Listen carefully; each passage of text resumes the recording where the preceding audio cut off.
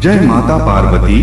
हर हर महादेव। कैसे हो मेरे प्रिय बच्चों? आज तुम्हारे प्रभु महादेव जी और तुम्हारी माता पार्वती जी तुम्हारे लिए एक बहुत ही महत्वपूर्ण और बहुत ही रोचक संदेश लेकर के आई हैं। यह संदेश तुम्हारे जीवन के लिए बहुत ही आवश्यक है, क्योंकि इसमें तुम्हारा ऐसा लाभ होने वाला है, ऐसी चीज तुम्हें प्राप्त होने वाला है जिसे जानकर तुम्हारे हृदय को नया रूप मिलेगी।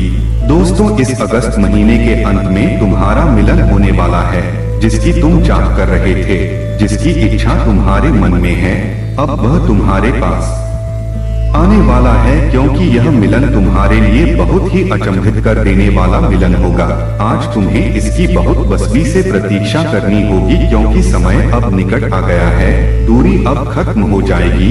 जो तुम दोनों के बीच में दूरियां बनी हुई थी, उनका समापन हो जाएगा, क्योंकि समय निश्चित हो चुका है तुम्हारे लिए और तुम्हारे जीवन की सभी आवश्यकताओं को पूरा करने के लिए और तुम्हारे जीवन में खुशहाली लाने के लिए।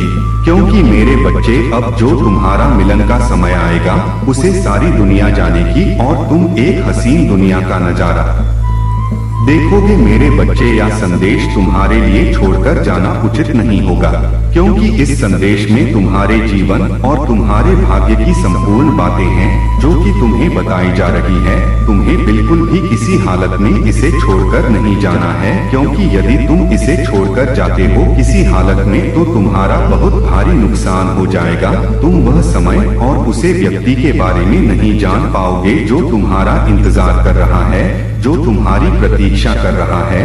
लेकिन मैं तुम्हारे लिए इतनी दूर से आया हूँ तुम्हें बताने के लिए, तुम्हें सावधान करने के लिए, तुम्हें अवगत कराने के लिए। तुम्हें थोड़ा समय नहीं है क्या मेरे लिए निकालकर तुम थोड़ा इस संदेश को सुन सको और अपने जीवन का पूरी तरीके से व्याख्यान जान सको और अपने जीवन में खुशियां मना सके? क्योंकि मेरे बच्चे, मैं तुम्हें इसीलिए सावधान और सतर्क करता रहता हूँ बीच बीच में, ताकि तुम्हारे से कोई भूल ना हो, तुम कोई अनुचित कार्य ना करो जिससे तुम्हारा नुकसान हो। मेरे बच्चे, इस मिलन को तुम बहुत ही बेसब्री से इंतजार कर रहे थे। आज वह दिन आने वाला है। आने वाले समय में तुम्हारे साथ बदलाव हो जाएगा और तुम्हारे लिए सब चीज उपस्थित करवा दी जाएगी। मेरे बच्चे, इस संदेश में आगे बढ़ने से पहले तुम्हारे प्रभु भोलेनाथ जी की और तुम्हारी माता पार्वती जी की एक छोटी सी विनम्र निवेदन है।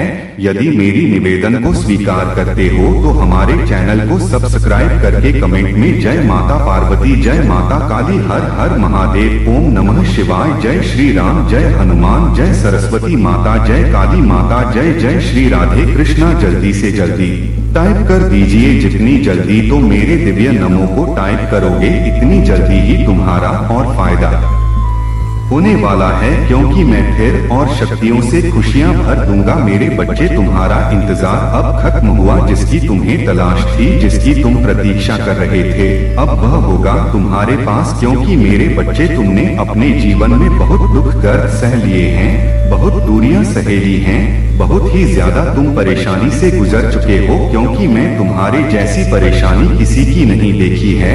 आज तक जितने भी लोग हैं, उससे ज्यादा तुम परेशान रहे हो, फिर भी अपने अंदर के साहस को कम नहीं होने दिया है और अपनी गरिमा को बनाए रखा है। तुम अपने आप को अभी तक अकेला महसूस कर रहे थे, अपने आप को अकेला मत रहते, परंतु तुम्हें अकेला समझने की कोई भी जरूरत नहीं है, क्योंकि मैं तुम्हारे साथ हूँ। यदि मैं तुम्हारे साथ हूँ तो तुम्हें किसी भी तरह की समस्या नहीं होगी। मेरा पूर्ण दायित्व है तुम्हारी रक्षा करने के लिए। मैं तुम्हारी सुरक्षा के लिए सदैव तत्पर रहता हूँ। मेरे बच्चे, क्या तुम जानते हो कि इतने दिनों तक वह जो तुम्हारा साथी है, वह कहाँ रह रहा था? मेरे बच्चे, वह इतने दिनों से किसी काम से बाहर गया हुआ था, इसीलिए अब वह वापस आ रहा है। अब जब वापस आ जाएगा तब तुम्हारे साथ ही रहेगा और तुम्हारी प्रतीक्षा समाप्त हो जाएगी। मेरे बच्चे, जब किसी चीज की आवश्यकता होती है, जब कुछ पाना होता है, तब कुछ ना कुछ करना तो अवश्य पड़ता है, चाहे जो भी काम करना पड़ जाए, क्योंकि हर चीज ऐसे ही हो सकती है। परंतु जब बाहर जाओगे और अधिक धन काम आओगे, तभी है तुम्हें लाभ होगा और तभी तुम इन सब बातों को जान पाओगे। तभी ही तुम्हारे लिए इन सब चीजों की मर्यादित वस्तुएं प्राप्त करवाई जाएगी। मेरे बच्चे, बच्चे, आज तुम्हारे प्रभु ने तुम्हें बहुत ही चीज उपलब्ध करवाई है। तुम्हारे सभी आवश्यकताओं को पूरा किया है। मेरे बच्चे, कुछ लोगों ने तुम दोनों के रिश्ते में दरार उत्पन्न कर दी थी। तुम्हारे रिश्तों को तुड़वाने के लिए कुछ ऐसे लोग थे जिससे तुम्हारा यह सब देखा नहीं जा रहा था। वह किसी न किसी तरीके से तुम्हें किसी जाल में फंसना चाहते थे और तुम्हें बर्बाद करना चाहते थे। मेरे बच्चे, सालों का इंतजार तुम्हारा अब खत्म हुआ, क्योंकि यह अगस्त का महीना चल रहा है और इस अगस्त के महीने के अंत तक तुम्हें वह प्राप्त हो जाएगा।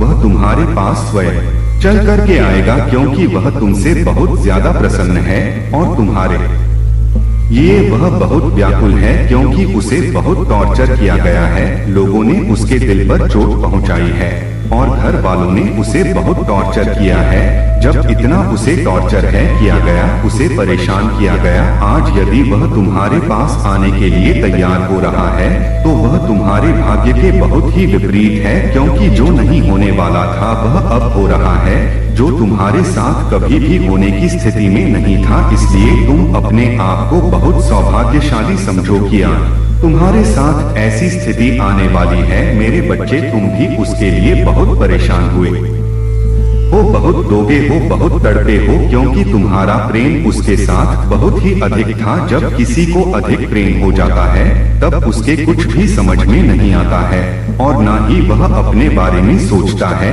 तुम इतने दिनों से उसकी राह देख रहे थे, उसके बारे में सोच रहे थे। आज इस महीने की सिर्फ तुम्हें प्रतीक्षा करनी है। इस महीने के अंत में वह तुम्हारे पास होगा और तुम्हारे जीवन में खुशियां अपार होगी और जो तुम्हारे मन की तृप्ति थी वह भी तृप्त हो जाएगी, क्योंकि पति पर तपक। दोस्तों, अगर आप किसी बड़ी परेशानी से परेशान हैं, चाहे जैसी भी परेशानी हो, चाहे वह पैसों को तोड़ लेकर हो, चाहे वह किसी कार्य को लेकर के हो, अगर आपके ऊपर शनि दोष, शनि 7.5 ढाया का प्रकोप है तो वह भी दूर हो जाएगा। बस आपको कर लेना है यह काली मिर्च वाला उपाय, क्योंकि दोस्तों यह काली मिर्च वाला उपाय बहुत ही शक्तिशाली उपाय है। जिसने भी इस उपाय को किया उसे लाभ तो अवश्य ही मिला है। दोस्तों, कभी कभी ऐसा होता है, बहुत लोग बहुत बड़े बड़े पूजा अनुष्ठान करते हैं परंतु उनकी मनोकामनाएं पूर्ण नहीं पती हैं। फिर वे सोचते हैं कि मैं क्या करूं जिससे मेरे मन की इच्छा पूरी हो जाए। फिर वे छोटा सा उपाय करते हैं और उनकी मनोकामना शीघ्र अति शीघ्र पूरी हो जाती है। इस चमत्कार को देखकर वे लोग अचंभित हो जाते हैं, उन्हें विश्वास ही नहीं होता है कि ऐसा भी हो सकता है। तो आप भी देर ना करें और इस उपाय को आज ही करके देखें और इसका चमत्कार भी आप स्वयं देखेंगे तुरंत के तुरंत, क्योंकि यह उपाय आपको बहुत ही लाभ देने वाला उपाय है। दोस्तों, शनिदेव जब किसी के ऊपर प्रसन्न होते हैं तो वह उनके घर में धन संपदा वैभव सब कुछ भर देते हैं। शनिवार का दिन भगवान शनि देव को ही समर्पित है, परंतु जब भगवान शनि देव किसी पर रुष्ट होते हैं संगीत, तो उसके जीवन में बहुत बड़ी समस्या आ जाती है और बहुत बड़ी दिक्कतों का सामना करना पड़ता है। परंतु आज शनिवार के दिन काली मिर्च वाला उपाय जो भी कोई करता है तो शनि देव महाराज की कृपा से उसे अपार सुख संपत्ति और इतना धन मिलता है कि वह संभाल नहीं पाता है। यदि आप इस उपाय को करके शनिदेव को प्रसन्न कर लेते हैं तो आने वाली पीढ़ियां भी पैसा गिनते गिनते तक जाएंगी। दोस्तों, यह जो उपाय है आपके जीवन में इतनी खुशी लेकर के आएगा, आपके घर में चाहे जैसी बीमारी चल रही हो, चाहे जैसा भी कोई ग्रह दोष हो, वास्तु दोष हो, पी दोष हो, सब कुछ समाप्त हो जाता है, क्योंकि शनि देव महाराज सब कुछ देने वाले हैं। इसलिए आज बिना देरी किए हुए आपको करना ही करना है इस उपाय को, क्योंकि के महीने में यदि आज शनिवार के दिन आप इस काली मिर्च वाले उपाय को करते हैं तो आपको दोगुना फायदा देखने को मिलेगा, क्योंकि इसमें आपको तुरंत लाभ मिलेगा। पहली बात तो सावन का पवित्र महीना चल रहा है, दूसरी बात आज शनिवार का दिन है, उसके बाद में शनिवार चतुर्थी भी है। इसीलिए आज यह उपाय आपको 7वें आसमान पर लेकर के जाएगा। आपकी किस्मत 7वें आसमान पर होगी। आप जो सोचेंगे वह आपके पास होगा। आपकी जेब हमेशा भारी रहेगी। वर्षों की तंगी आपके जीवन से समाप्त हो जाएगी और आप एक खुशहाल जीवन जीने में आसानी प्राप्त कर सकेंगे। तो चलिए दोस्तों, पहले वाले उपाय की बात कर लेते हैं, परंतु इससे पहले हम आपसे एक छोटी सी गुजारिश करना चाहते हैं। दोस्तों, अगर हमारे चैनल पर आप नए हैं तो चैनल को सब्सक्राइब जरूर कर लेना और बेल आइकन जरूर दबा देना, ताकि हमारे वीडियो की नोटिफिकेशन आप तक आसानी से पहुंच जाए। और कमेंट बॉक्स में हर हर जय माता रानी जरूर लिख देना। तो दोस्तों, सबसे पहले हम आपको काली मिर्च वाला उपाय बता। यह उपाय नजर दोष को दूर और घर में पैसे को बढ़ाने वाला उपाय है। तो दोस्तों, आपको लेना है 7 काली मिर्च के दाने। 7 काली मिर्च के दाने आपको सबूत ले लेना है। अब इसके बाद में सबसे बड़ी बात निकालकर यह आती है कि इस उपाय को हमें करना की समय है। यदि आपके पास सुबह का समय है तो सुबह कर सकते हैं। यदि आपको सुबह टाइम नहीं मिल पा रहा है, किसी कारणवश जल्दी जाना पड़ रहा है बाहर के लिए, तो आप इसे शाम के समय या रात्रि में भी कर सकते हैं। इसमें कोई भी परेशानी वाली बात नहीं है। तो आपको 7 सबूत काली मिर्च लेकर के और फिर लेना है एक कपूर का टुकड़ा। कपूर का टुकड़ा लेकर के आपको फिर एक लेना है मिट्टी का दीपक। चाहे तो आप कोई कटोरी भी ले सकते हैं। उसके बाद में आपको 7 काली मिर्च को इस दीपक में रख देना है और फिर कपूर के टुकड़ को रखकर शनिवार के दिन जला देना है, भगवान शिव का स्मरण करते हुए। अब इसमें आपको यह नहीं देखना है कि हमें कहां पर जलाना है। आप किसी भी कोने में जला सकते हैं, पूर्व पश्चिम उत्तर दक्षिण किसी भी कोने में आप जला सकते हैं। जैसे ही आप इस उपाय को करेंगे, आप देखेंगे कि आपके घर में इतनी तेजी से पैसा आने लगेगा कि आप संभाल नहीं पाएंगे। आप यह सोचेंगे कि यह तो चमत्कार ही हो गया है। उपाय को करके आप महाधनी बन सकते हैं। अगर आप इसे पूरी श्रद्धा से करते हैं तो आपको महाधनी होने से दुनिया की कोई भी ताकत नहीं रोक सकती है। इस उपाय को सिर्फ 4 शनिवार कर लेना। इसका चमत्कार आप स्वयं देख लेंगे कि यह कितना चमत्कार है। तो दोस्तों, अब हम आपको बताते संगीत है दूसरा उपाय। तो दूसरा उपाय तो बहुत ही ज्यादा शक्तिशाली होने वाला है, क्योंकि यह उपाय आपको बहुत ही लाभ देगा। दोस्तों, दूसरा उपाय हम आपको बताने वाले हैं नजर दोष दूर करने का। नजर दोष यानी कि जब किसी को नजर दोष हो जाता है तो उसका मन नहीं लगता है किसी कार्य में और वह बहुत परेशान रहता है। उसके घर में पैसे की कमी आ जाती है और उसका शरीर दिन प्रतिदिन कमजोर होता चला जाता है। तो इस दशा में आपको क्या करना चाहिए? आप इतना सोचने लग जाते हैं कि आपका सारा समय सोचने में ही व्यतीत हो जाते हैं।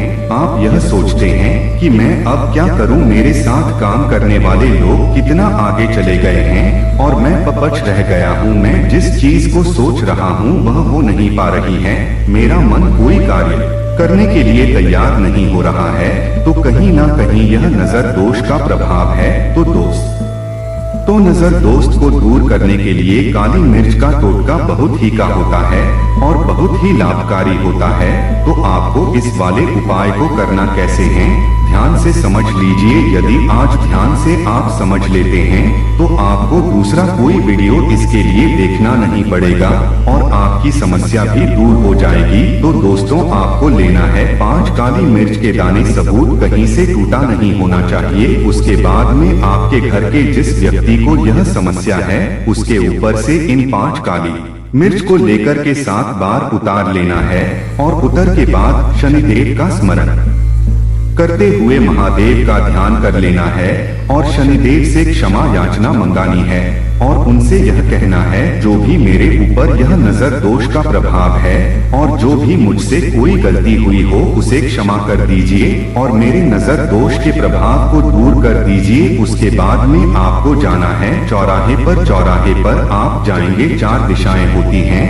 तो आपको करना क्या है, आपको एक एक दाना चारों दिशाओं में फेंक देना है और 5वां दाना आसमान में उछाल देना है। उसके बाद में सीधे अपने घर में आ जाना है। वापस पलटकर बिल्कुल भी देखना नहीं है। 1 से 2 शनिवार यह उपाय कर ले, आप देखेंगे कि आपके साथ कैसा बदलाव हो रहा है। आप काम भी करने लगेंगे, आपका मन भी लगने लगेगा, आप पैसा भी कमाएंगे, आपके पास जो भी समस्याएं हैं वह सब दूर हो जाएंगी और यह उपाय आपकी किस्मत बदल देगा। क्योंकि इतने दिन से आपको यह उपाय नहीं मिल रहा था, परंतु आज यदि यह उपाय मिला है तो इसे व्यर्थ में जाने मत दें, इसका लाभ अवश्य उठा ले, क्योंकि ऐसा संयोग बार बार नहीं आता है। सावन का पवित्र महीना चल रहा है, यदि इस महीने में आप यह उपाय कर लेते हैं तो आपके लिए सोने पर सुहागा होगा, क्योंकि सावन के महीने में कोई भी किया गया उपाय विफल नहीं जाता है। इसीलिए आज हम आपको बता रहे हैं, तो आप इस उपाय को तुरंत करिए और अपने जीवन की परेशानियों को दूर करिए। तो दोस्तों, आज की वीडियो में बस इतना ही, मिलते हैं अगली वीडियो में। तब तक के लिए श्री शिवाय नमस्तुभ्यं। देव वीडियो लाइक जरूर कर देना और अपने दोस्तों में शेयर जरूर कर देना। मेरे बच्चे, अब मैं तुम्हें कुछ कहानी के माध्यम से समझाने का प्रयास करता हूँ, क्योंकि कुछ लोग हैं जो समझ नहीं पाते हैं, उन्हें यह नहीं याद रहता है कि मुझे क्या करना चाहिए और क्या ना करना चाहिए। मेरे बच्चे, जिसे भी अहंकार होता है उसके अहंकार को तोड़ने का कार्य भगवान करते हैं, ईश्वर करते हैं, परमात्मा करते हैं। इसीलिए मैं तुमसे यह कह रहा हूँ कि तुम्हें अहंकार कभी भी नहीं करना चाहिए और इतना ही अहंकार के मन में आकर के किसी का अपमान करना चाहिए। बस इतना ही तुम्हें करना अनिवार्य है। यदि तुम इतना करते हो तो ही संगीत तुम्हारे लिए बेहतर है, और अगर इतना नहीं करते तो तुम्हारे लिए बेहतर नहीं है। अगर जब बेहतर नहीं होगा तभी तुम्हारे जीवन की इच्छाएं पूर्ण नहीं होगी और तुम्हारा सर्वनाश हो जाएगा। मेरे बच्चे, अहंकार किस प्रकार से तोड़ा जाता है आज हम तुम्हें बताएंगे पूरी तरीके से। तो चलिए शुरू करते हैं। एक समय नम में जब समस्त शौनकादि मुनियों ने परम भक्त से सूत जी से यह प्रश्न किया कि शिव जी का सर्वश्रेष्ठ स्वरूप क्या है और पार्वती माता जी का सहित उनका दिव्य चरित्र क्या है, लोक के कल्याणकर्ता श्री शंकर जी किस प्रकार प्रसन्न होते हैं और प्रसन्न होने पर क्या फल देते हैं, तथा ब्रह्मा विष्णु महेश यह तीनों देवता शिव जी के अंश से उत्पन्न हुए हैं और इनमें महेश ही पूष है, तथा शिव पार्वती का आशीर्वाद और विवाह कैसे हुआ, उनकी इन सब लीलाओं को हमें बतलाइए। तो परम पौराणिक सूत जी बोले, हे मुनीश्वर, इस उत्तम प्रश्न के लिए आप लोगों को धन्यवाद है, क्योंकि आप शिव निषद ने शिव जी की कथा संबंधित 3 बड़े उत्तम प्रश्न किए हैं, जो सुनने वालों को गंगाजल की भांति पवित्र करने वाले हैं। आपके प्रश्न के अनुसार शिव जी के चरित्र को यत्न पूर्वक में अपनी बुद्धि के अनुसार कहता हूँ, आप लोग आदर सहित सुनिए। जैसा प्रश्न आपने किया है वैसा ही शिव जी से प्रेरित हुए श्री नारद जी ने अपने पिता ब्रह्मा जी से यही प्रश्न पूछा था। तब शिव भक्त ब्रह्मा जी ने प्रसन्न हो करके अपने पुत्र नारद को हर्षित करते हुए शिव जी का यश वर्णन किया था। श्री व्यास जी कहते हैं कि जब सूत जी ने ऐसा कहा तो उनके इस वाक्य को सुनकर वह सब ब्राह्मण कुतूहल सहित उसे संवाद को इस प्रकार पूछने वालों की है, सूत की है, महाभारत है। शिव भक्तों में उत्तम बुद्धि वाले यह ब्रह्मा और नारद जी का संवाद कथा कब हुआ था, जिसमें भाव बंधन से छुड़ाने वाली भगवान शिव की लीला वर्णित है। हे तात, उनके प्रश्न के अनुसार ही हमें वह सब प्रेम से सुनाइए।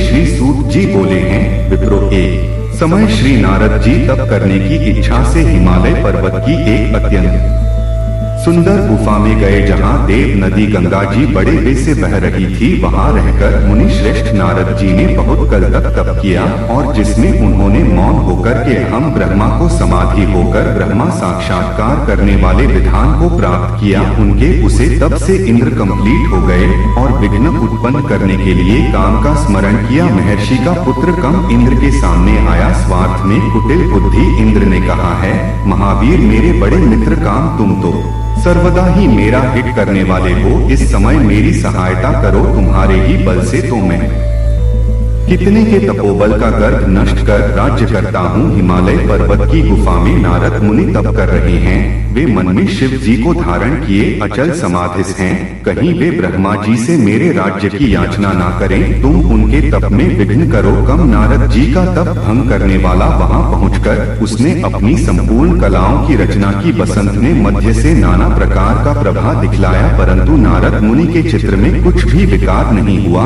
और शिव जी की कृपा से इंद्र का गर्भ नष्ट हो गया। करण की इसी स्थान पर पूर्व काल में शिवजी ने तप कर काम को जलाकर भस्म कर प्रति को वरदान दिया था और यह कहा था कि जहाँ पर काम का कुछ भी प्रभाव न होगा तब अपनी गति को व्यर्थ हुआ देखकर कामदेव नारद जी से इंद्र के पास स्वर्ग में चला गया। इंद्र विस्मित हो नाथ जी से प्रशंसा करने लगा। शिव जी की कृपा से नारद फिर कुछ कल तक वहाँ तप करते रहे। तत्पश्चात काम को जीतकर नारद जी गर्वित हो गए और शिव जी की माया से मोहित ज्ञानियों के समान उसे वृत्तांत को खाने के लिए कैलाश पर्वत पर शिव जी के पास पहुँचे। नारद जी ने इंद्र को प्रणाम कर अभियान से अपना सब वृत्तांत कह सुनाया और अपने को महात्मा और प्रभु समझा। इस पर गुरु जी ने कहा, हे तात नारद तुम धन्य हो, परंतु यह बात जो तुमने मुझसे कही है इसको हरि भगवान के आगे मत कहना और उनके पूछने पर भी तुम इस वृत्तांत को गुप्त ही रखना और किसी प्रकार भी प्रकाशित न करना। ऐसे तुम मेरे अत्यंत प्रिय विष्णु भक्त मेरे अंग होते हैं, इसी कारण मैं तुम्हें इतना समझाता हूँ। किंतु शिव जी की माया से मोहित नारद जी ने इस बात को हितकर नहीं समझा और होनहार ही प्रबलता से जिसकी कर्म गति को विद्वान भी नहीं समझ सकते और शंकर भगवान की उसे इच्छा का मनुष्य निवारण नहीं कर सकता वह भी न कर सके और वह मुनि श्रेष्ठ ब्रह्मा लोक को चले गए। वहां जाकर ब्रह्मा जी को नमस्कार कर उन्होंने अपने तपोवन से कम जय को कहा। ब्रह्मा जी ने इस बात को सुनकर शिव जी के चरणों में प्रणाम किया और फिर उसे कारण जानकर अपने पुत्र को पुनः ऐसा कहने के लिए निषेध किया, परंतु ब्रह्मा जी के कहने पर भी नारद जी ने उसे पर ध्यान न दिया, क्योंकि उनके मन में मध्य रूप अंकुर उत्पन्न हो गया था। लोक में शिव जी की जैसी इच्छा होती है वैसा ही होता है, क्योंकि उनके अधिनियम सब जगत है और उनकी ही आजा में सब स्थित है। नष्ट बुद्धि वाले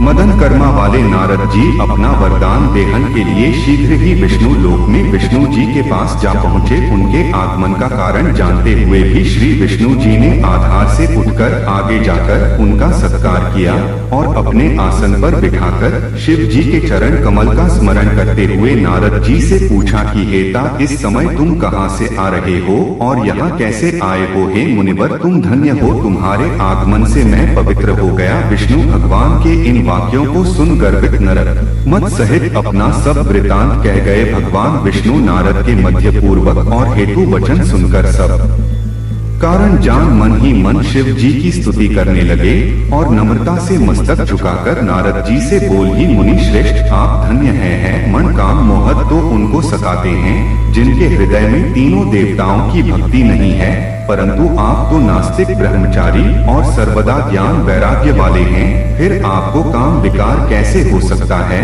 आप तो जन्म से ही विकार रहित और सुंदर बुद्धि वाले हैं। मुनि श्रेष्ठ नारद ने भगवान के इन वचनों को सुनकर हृदय में उन्हें नमस्कार किया और हंसकर भगवान से बोल ही स्वामी यह सब आपकी कृपा है, ऐसा कहकर हरि को प्रणाम कर वे इच्छा अनुसार स्थल को चले गए। ऋषि बोले हे महाभाग व्यास सूत की आपको नमस्कार है जो आपने कृपा कर हमारे लिए इस अद्भुत चरित्र का वर्णन किया है। हे तात यह सब आप हमसे कहिए। श्री व्यास जी कहते हैं कि जब नमे उत्तम सूत्र जी से ऋषियों ने इस प्रकार पूछा तो उनकी अनेक स्थितियों को सुनकर शिव जी का स्मरण करते हुए सूत जी बोले जब नारद जी चले गए तो भगवान विष्णु ने अपनी माया को प्रेरित कर नारद जी के जाने वाले मार्ग में 100 योजन विस्तार वाले एक सुंदर नगरी की रचना कर दी जो उनके विष्णु लोक से भी सुंदर और अनेक वस्तुओं से परिपूर्ण था और जिसमें ऐश्वर्य संपन्न सिल निधि नाम का राजा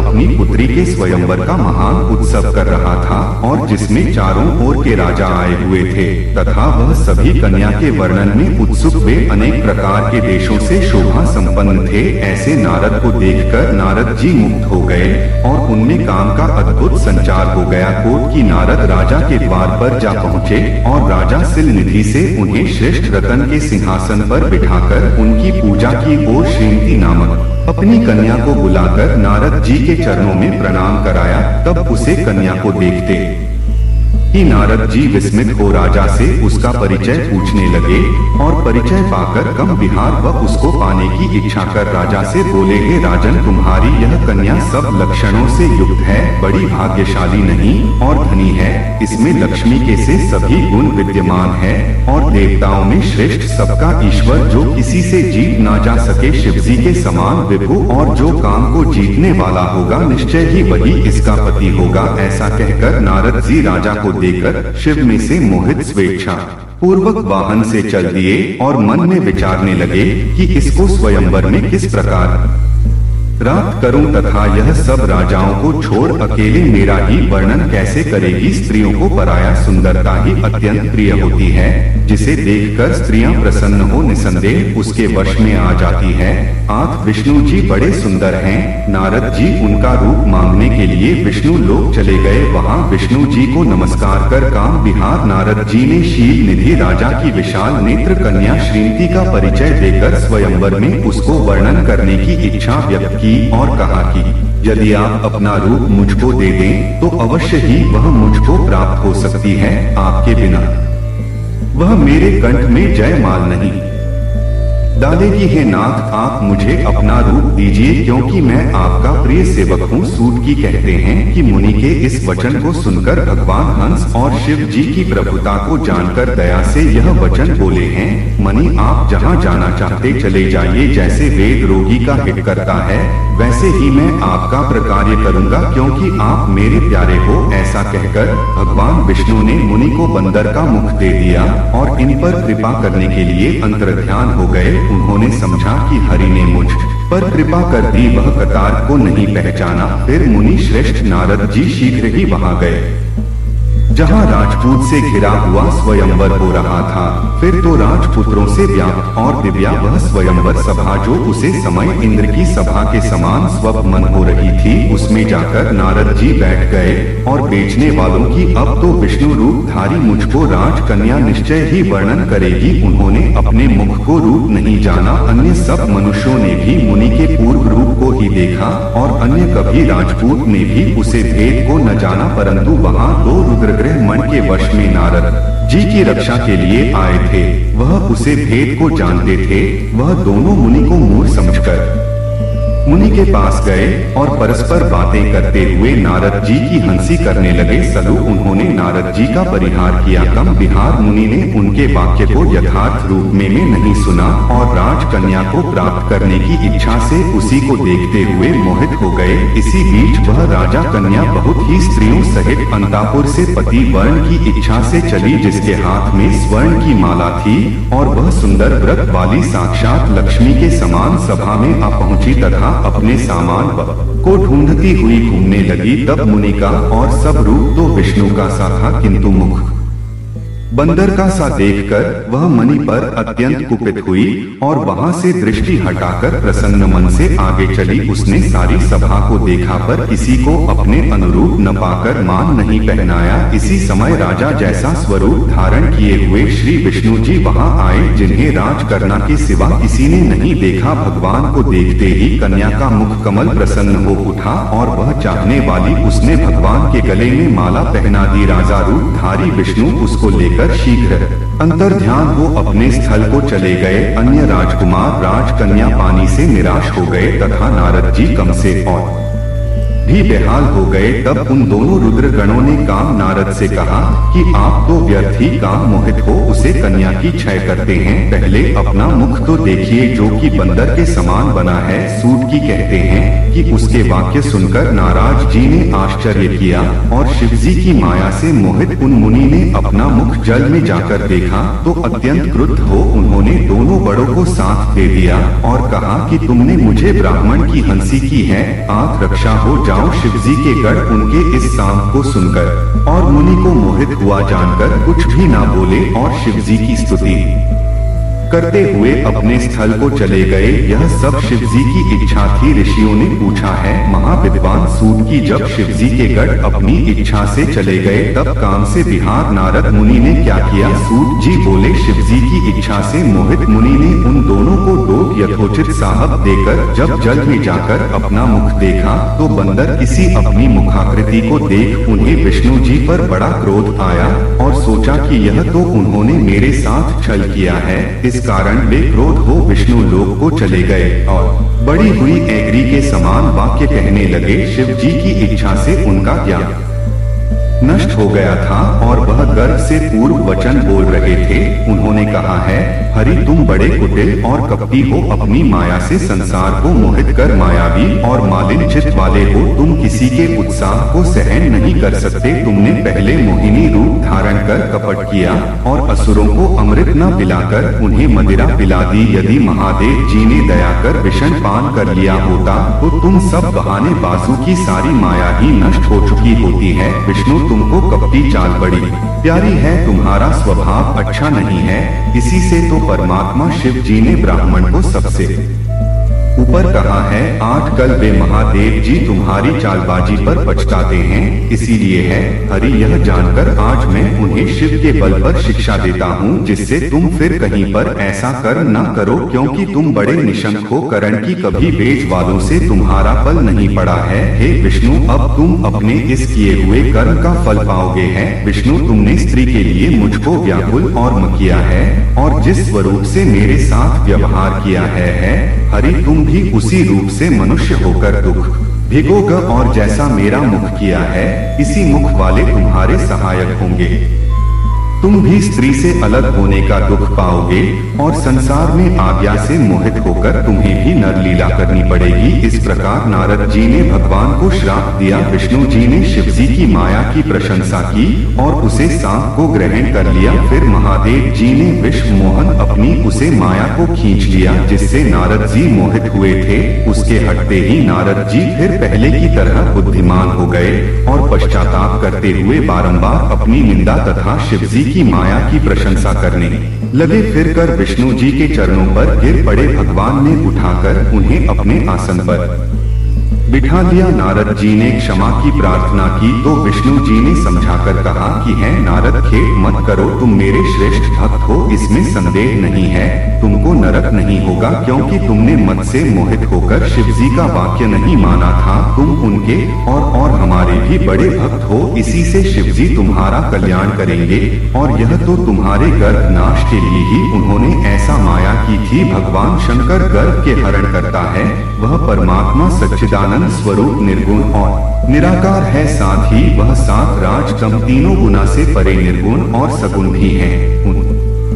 उन्हें ही तुमको जगत का पलक विधाता को सस्ता और रुद्र को सबक संहार करता किया है। हे नारद अब तुम्हारे लिए यही सुखद है कि तुम अपने सब संसार छोड़कर शिव जी के श्रेष्ठ यश का दान करो और अन्य माटी होकर सर्वदा शिव जी के सतनाम स्त्रोत का जाप किया करो। इसको जपने से शीघ्र ही तुम्हारे सब पाप नष्ट हो जाएंगे हैं। मनी शिव जी की पूजा से समस्त पाप नष्ट हो जाते हैं। अब तुम भी पर से लेकर मस्तक पर्यटन अच्छी तरह भस्म लगाकर ओम नमः शिवाय मंत्र का जाप किया करो। शिव के प्रिय रुद्राक्ष को यातना से सब अंगों में धारण करो। सर्वदा शिव जी की कथा कहो सुनो और शिव भक्तों को अच्छी तरह बारंबार पूजा निराला सीखो। सर्वदा शिव जी की शरण में रहो। शिव जी के स्वच्छ चरणों को हृदय में धारण करो और शिव के प्रिय आनंद वन में जो वहाँ विदेश्वर को देखकर भक्ति से उनका पूजन करो तथा उनकी विशेष स्थिति और प्रणाम कर वंदन रहित हो जो है मनी। इसके पश्चात आप चाहे जहाँ गण करना मेरे शासन से ब्रह्मा लोक में जाना